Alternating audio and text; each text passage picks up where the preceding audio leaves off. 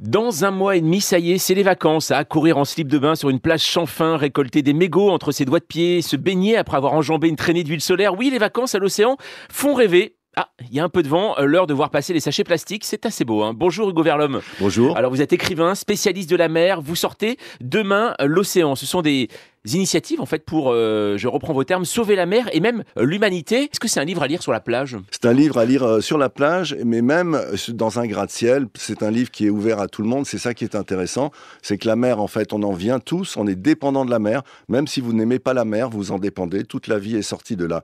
Donc, en fait, c'est un livre à la fois pour les amoureux de la mer, pour leur dire, oui, la mer a des gros problèmes, c'est certain. On en a déjà beaucoup parlé. Moi, je vous donne des solutions. Et puis, soyons positifs aussi. Et donc, y compris des gens qui vivent dans un immeuble, qui ont juste Internet, ils peuvent faire des choses pour l'océan. Alors vous écrivez que l'océan c'est le grand oublié de l'histoire. Pourquoi ça ? 71% de la planète, c'est l'océan. L'océan est absent des livres d'histoire, de géographie, de mathématiques, de physique, de philosophie. Et l'océan devrait être partout, en fait, quand on y pense. Il y a même de la spiritualité dans l'océan, ce que j'essaye de développer dans le livre. Et donc, finalement, l'océan, on en parle pour se baigner, pour manger des poissons et tout ça. Mais parce qu'on ne le connaît pas peut-être aussi, non ? C'est ça ? Non. Parce qu'on a oublié un petit peu qu'on venait de là. On a tourné le dos à la mer, comme dit le proverbe hawaïen, ne tourne jamais le dos à la mer. Et je pense que l'humanité, si elle veut survivre aujourd'hui, elle doit faire face à la mer, elle doit participer à le sauver, mais pas de façon négative, en disant voilà, plus rien ne va, on est foutu, etc. Alors qu'il y a des milliers d'initiatives qui sont en train de naître partout, des toutes petites et parfois des gigantesques, qui peuvent nous permettre d'améliorer énormément la situation. Alors on sait qu'elle est là, cette mer ou cet océan, c'est présent, c'était avant nous, ça sera après nous. On a l'impression finalement si c'est quelque chose qu'on ne maîtrise pas, ça peut faire peur aussi, Bien sûr. la mer et l'océan. Bien sûr, c'est normal, il n'y a rien de plus effrayant que l'océan. Et comme on dit, les gens qui disent qu'en mer, ils n'ont pas peur, c'est soit des fous, soit des menteurs. Ouais. On a tous peur à un moment donné dans l'océan. Et en même temps, voilà, c'est quelque chose qui nous dépasse, qui est plus grand que toute l'humanité réunie. Et donc, il faut qu'on fasse face à cette espèce d'entité que moi, je pense vivante, personnellement. Je pense que l'océan est une entité vivante et sensible.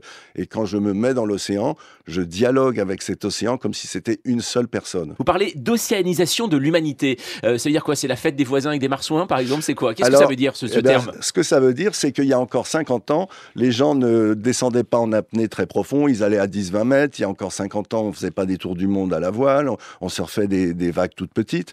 Et aujourd'hui, il y a un tel engouement pour l'océan, des gens jeunes, vieux, handicapés, en pleine forme, sportifs, intellectuels, que brusquement, on se rend compte que les gens peuvent descendre à 30-40 mètres en apnée, c'est-à-dire faire des choses très très comparables à celles des dauphins, qu'on peut aujourd'hui surfer des vagues comme à Nazaré de plus de 30 mètres. Ça, c'est au Portugal, c'est là en effet Voilà. où on bat des records du monde de surf. Et grâce au canyon de Nazaré, qui est semblable au canyon de l'endroit où je vis, à Cabreton. On a l'impression que finalement le film qui a fait le plus pour la mer, c'est Le Grand Bleu. Comment vous le voyez, vous, ce film ? Parce que vous parlez souvent des dauphins aussi, dans Le Grand Bleu, Bien il y a sûr. beaucoup de dauphins. Alors le Grand Bleu, ça a été une prise de conscience pour les gens de quelque chose, de l'apnée des dauphins, de ce monde, etc. C'était très différent de Cousteau.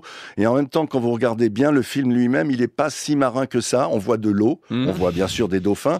Mais pour moi, l'océan, c'est tout ce qui vit, ce sont les vagues, etc. Et ça, c'est un peu absent. Il y a très peu de films qui rendent vraiment compte de ce qu'est l'océan, parce que, évidemment, c'est très compliqué comme condition. Mais avec les GoPro et toutes les caméras et tout, on arrive aujourd'hui à faire des images extraordinaires. Alors, Hugo Verlhomme, vous présentez différentes initiatives, certaines très concrètes, comme par exemple comment bien acheter son poisson, par exemple. Depuis le début de l'interview, vous le dites, c'est important d'être optimiste, en gros. Est-ce que c'est plus vendeur ? Pourquoi je vous pose cette question ? Parce que, par exemple, Nicolas Hulot avait fait un film et on lui avait dit, oh là là, il avait fait un film très sombre. De l'autre côté, vous aviez Yann Arthus-Bertrand qui présentait des paysages merveilleux, même déformés par la pollution.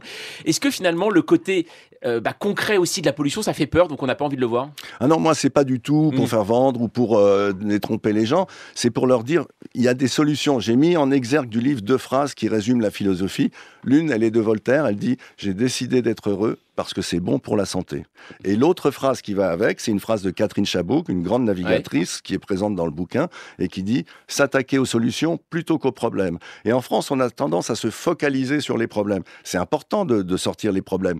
Mais il y a un stade où on dit « Ok, les problèmes, on les a identifiés. Il y a énormément de livres pour ça. Maintenant, passons aux solutions. » Parce que tout le monde peut agir et tout le monde est responsable, éco-responsable, et on peut tous agir pour le bien de l'océan. La mise à jour d'Hugo Verlhomme, c'est à suivre toute la journée sur France Info.